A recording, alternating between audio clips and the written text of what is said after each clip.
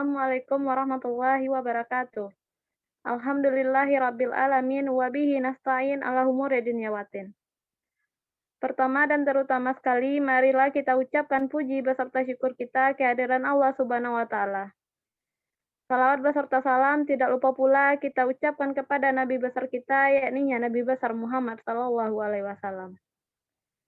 Baiklah, kata-kata penghormatan kepada Ibu Eldarni dan Ibu Rosmaria sebagai dosen pengampu MKU Dasar-Dasar Ilmu Pendidikan. Pertama, izinkan saya memperkenalkan diri. Yang nama saya yaitu Yesitri Ramadhani dengan NIM 22231039 dari Prodi Pendidikan IPA. Materi yang saya bahas yaitu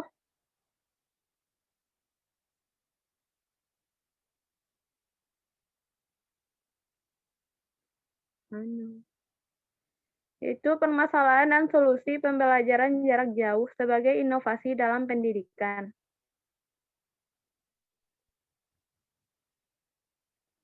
A. Pengertian pembelajaran jarak jauh.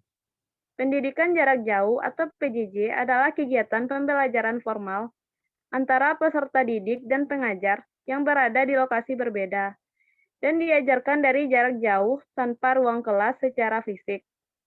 Untuk menyelenggarakan pembelajaran jarak jauh, peserta didik dan pengajar harus menggunakan sistem telekomunikasi interaktif agar dapat terhubung satu sama lain. B. Tujuan pembelajaran jarak jauh. Pembelajaran jarak jauh bertujuan untuk memberikan layanan pendidikan tinggi kepada masyarakat yang tidak dapat mengikuti pendidikan secara tatap muka atau reguler, dan memperluas akses serta mempermudah layanan pendidikan tinggi dalam proses pembelajaran. C. Pengetahuan tentang pembelajaran jarak jauh. Sistem pendidikan jarak jauh memadukan konsep pendidikan terbuka dengan pendekatan pendidikan jarak jauh. Istilah pendidikan jarak jauh lebih merupakan cara untuk mencapai sistem pendidikan terbuka. Dengan kata lain, sistem pendidikan terbuka atau pendidikan pembelajaran terbuka adalah suatu kondisi di mana setiap orang dapat belajar tanpa batasan. Ini adalah pengaturan ideal yang tidak selalu mungkin dalam kenyataan.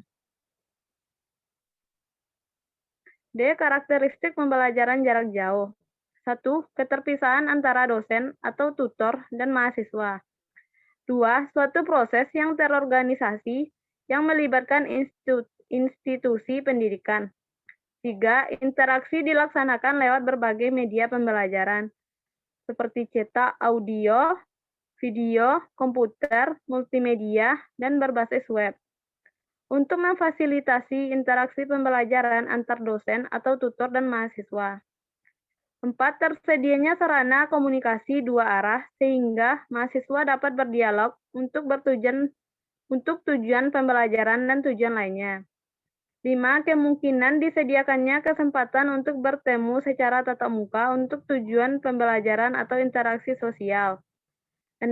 Proses pendidikan seperti proses dalam industri, yaitu ada pembagian peran yang jelas antara yang melakukan proses manajemen pembelajaran, ujian, dan produksi bahan ajar. PJJ dapat diselenggarakan pada semua jalur, jenjang, dan jenis pendidikan, yaitu yang pertama yaitu jalur pendidikan formal dan non-formal. Yang kedua, jenjang pendidikan anak usia dini, pendidikan dasar, pendidikan menengah, pendidikan tinggi. Yang ketiga, jenis pendidikan akademik, vokasi, dan profesi. Penyelenggaraan PJJ dilaksanakan sesuai standar nasional pendidikan dengan ketentuan 1. Tersedianya kurikulum dan bahan ajar mandiri berbasis TIK yang terancang dan terproduksi secara sistematis sesuai dengan kaidah dan yang berlaku. Yang kedua, menggunakan moda pembelajaran peserta didik dengan pendidiknya terpisah. Yang ketiga, menekankan prinsip belajar secara mandiri, terstruktur, dan terbimbing dengan menggunakan berbagai sumber belajar. Yang keempat, menjadikan media pembelajaran sebagai sumber belajar yang lebih dominan daripada pendidik. Yang kelima, menggantikan pembelajaran tatap muka dengan interaksi pembelajaran berbasis TIK, meskipun tetap memungkinkan adanya pembelajaran tatap muka secara terbatas.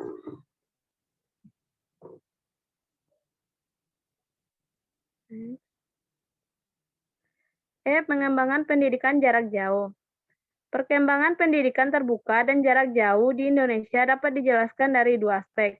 Yang pertama, pengembangan lembaga atau organisasi yang berkutat di bidang pendidikan terbuka dan jarak jauh.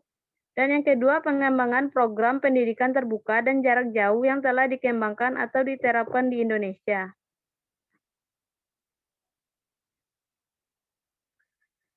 Permasalahan pada pembelajaran jarak jauh. 1. Belum meratanya akses jaringan internet. Seperti yang kita ketahui, bahwa belum meratanya jaringan internet menjadi permasalahan pembelajaran jarak jauh.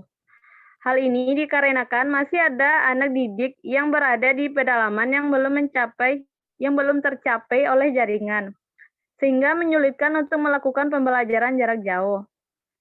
2. Gawai yang belum memadai. Seperti yang kita ketahui, tidak semua anak didik mempunyai gawai. Hal ini dikarenakan mahalnya biaya untuk mendapatkan gawai tersebut dan kurangnya perhatian dari pemerintah.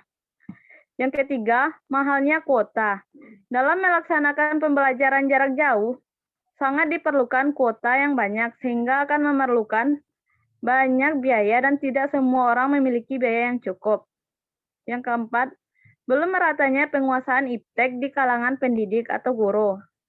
Dalam melaksanakan pembelajaran jarak jauh, masih banyak tenaga pendidik yang masih belum menguasai iptek, sehingga hal tersebut dapat menghambat pembelajaran.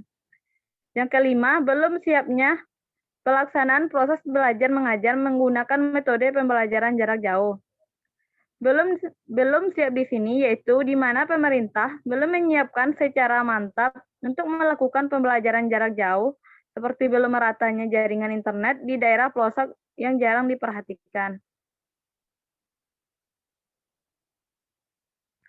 G. Solusi pembelajaran jarak jauh.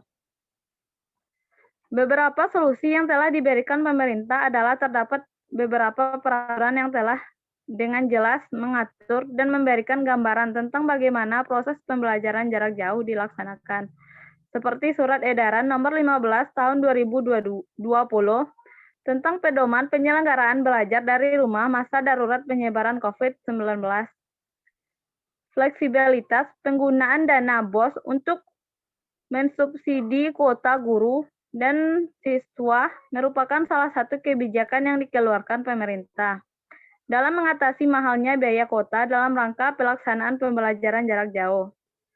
Dalam hal ini, pendampingan orang tua selama pembelajaran jarak jauh memang diperlukan komitmen dari orang tua agar bersedia meluangkan waktu untuk mendampingi anak didik ketika melaksanakan kegiatan pembelajaran, melakukan pengawasan dengan meminta jadwal proses pembelajaran kepada anak, turut melakukan proses pengecekan tugas yang dikerjakan, meluangkan waktu adalah satu-satunya kunci dalam pendampingan terhadap anak didik selama proses pembelajaran jarak jauh.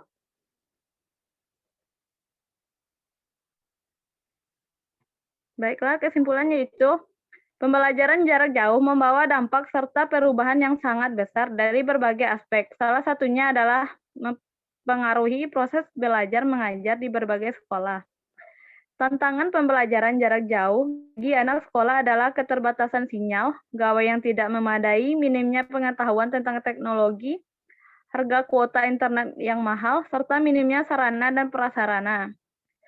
Selain itu, peluang pembelajaran jarak jauh bagi anak didik di berbagai sekolah adalah adanya keterlibatan orang tua sebagai guru, pengetahuan akan teknologi yang semakin berkembang, materi yang bisa diakses kembali, serta materi yang bisa diakses kapanpun dan dimanapun. Baiklah, sampai di sini dulu materi presentasi dari saya. Kalau ada salah dan jangkal, mohon dimaafkan. Wabillahi taufik wal hidayah. Assalamualaikum warahmatullahi wabarakatuh.